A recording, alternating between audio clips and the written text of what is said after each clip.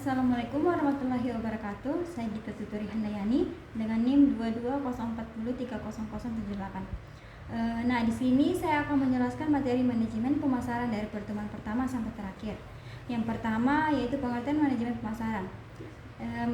Manajemen pemasaran adalah sebuah sistem keseluruhan kegiatan bisnis yang bertujuan untuk merencanakan, menentukan harga, promosi, serta distribusi barang atau jasa yang dapat memuaskan konsumen. Kemudian yang kedua yaitu tugas pokok manajemen pemasaran atau marketing management, ialah memasarkan produk perusahaan sehingga tercapai tingkat keuntungan jangka panjang perusahaan untuk menjamin kelangsungan hidup serta pengembangan perusahaan. Kemudian yang ketiga yaitu efektivitas dan efisiensi pemasaran. Efektivitas pemasaran adalah ukuran seberapa efektif strategi pemasaran Anda mencapai dua tujuan utama, yaitu meningkatkan pendapatan perusahaan dan menurunkan biaya akuisisi pelanggan. Sedangkan efisiensi pemasaran adalah tentang menentukan cara untuk mengurangi biaya pemasaran baik dari segi waktu dan sumber daya. Semakin efisien pemasaran Anda, semakin cepat dan murah Anda dapat mencapai efektivitas maksimal. Kemudian yang keempat, adapun faktor yang meningkatkan kinerja karyawan yaitu sebagai berikut.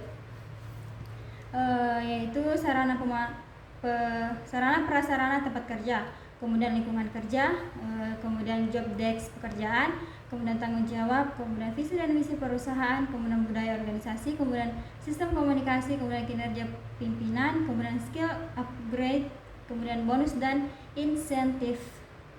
Kemudian tingkatan manajer ada 3, yaitu yang pertama manajer puncak, yaitu tingkatan yang pertama menduduki level paling atas. Kemudian manajemen menengah, level ini berada di bawah top manajemen dan di atas manajemen lini pertama. Kemudian manajemen lini pertama, tingkatan ini memiliki kekuasaan yang paling rendah jika dibandingkan dengan manajemen lainnya. Kemudian keterampilan manajerial, kemampuan membuat keputusan. Sebagai pemimpin kita harus bisa menentukan keputusan dengan benar dalam kondisi seperti apapun. Kemudian keterampilan dalam conceptual skill, seorang manajer dituntut untuk bisa membuat konsep dari perencanaan setiap proyek yang akan dikerjakan. Kemudian kemampuan dalam melakukan komunikasi, seorang manajer harus bisa menempatkan dan menyesuaikan diri dengan siapa mereka berbicara.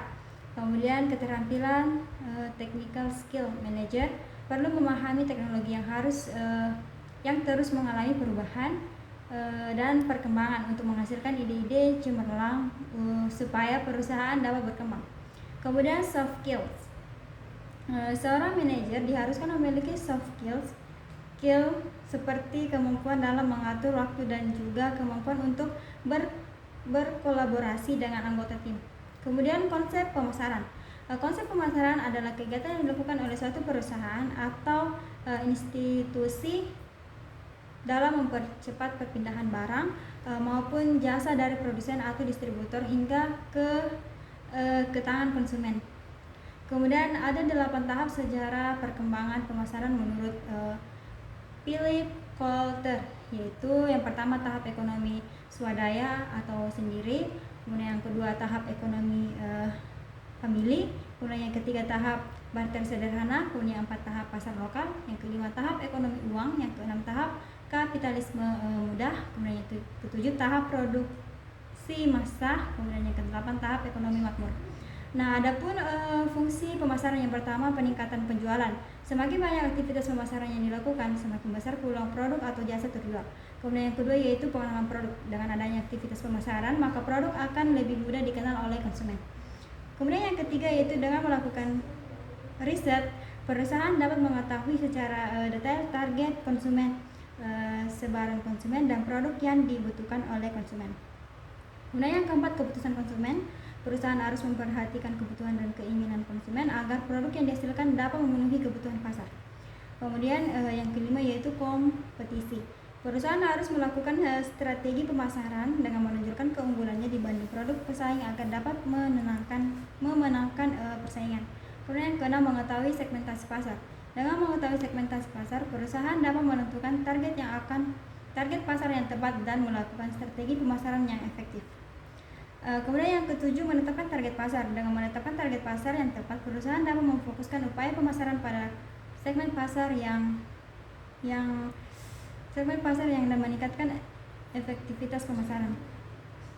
Kemudian adapun proses pemasaran, yang pertama itu riset pasar, yang kedua penyusunan strategi, yang ketiga eksekusi strategi pemasaran, yang keempat monitoring dan kontrol, yang kelima evaluasi, dan yang keenam dan adapun prinsip-prinsip pemasaran, yaitu 4P, di mana 4P yaitu produk, harga, tempat, dan promosi. Kemudian menciptakan nilai. Produk atau jasa yang dihasilkan harus memiliki nilai yang diinginkan oleh konsumen. Kemudian fokus pada konsumen. Perusahaan harus memperhatikan kebutuhan dan keinginan konsumen agar produk yang dihasilkan dapat memenuhi kebutuhan pasar. Kemudian segmentasi pasar. Perusahaan harus mengetahui segmentasi pasar yang tepat dan melakukan strategi pemasaran yang efektif. Kemudian branding. Perusahaan harus membangun merek yang kuat dan dikenal oleh konsumen. Kemudian inovasi. Perusahaan harus terus melakukan inovasi untuk menghasilkan produk atau jasa yang lebih baik dan sesuai dengan kebutuhan pasar.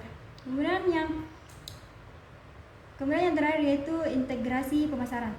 Seluruh komponen pemasaran harus diintegrasikan dan diselaraskan dalam sebuah strategi besar pemasaran. Kemudian materi selanjutnya yaitu pemasaran dan perencanaan strategi. Perencanaan strategi merupakan aktivitas manajemen bisnis yang bertujuan untuk memastikan perusahaan serta seluruh stakeholder yang terlibat di dalamnya bekerja sama untuk mencapai tujuan bisnis yang sama. Kemudian adapun manfaatnya, yang pertama mengomunikasikan rencana strategis, yang kedua meningkatkan produktivitas, yang ketiga mengidentifikasi kekuatan dan kelemahan, yang keempat menetapkan arah bisnis, yang kelima mengomunikasikan rencana strategi. Kemudian adapun elemen perencanaan strategis, yang pertama visi, yang kedua misi, yang ketiga nilai lini, yang keenam analisis SWOT, yang ketujuh tujuan jangka panjang, dan yang terakhir rencana aksi. Kemudian adapun proses perencanaan strategis, yang pertama menentukan goals, yang kedua kembangkan asumsi, yang ketiga mencari beragam cara untuk mencapai target, yang keempat pilih action plan, kemudian yang keenam kembangkan rencana pendukung. Kemudian yang terakhir implementasi perencanaan strategis. Sekian dari saya. Wassalamualaikum warahmatullahi wabarakatuh.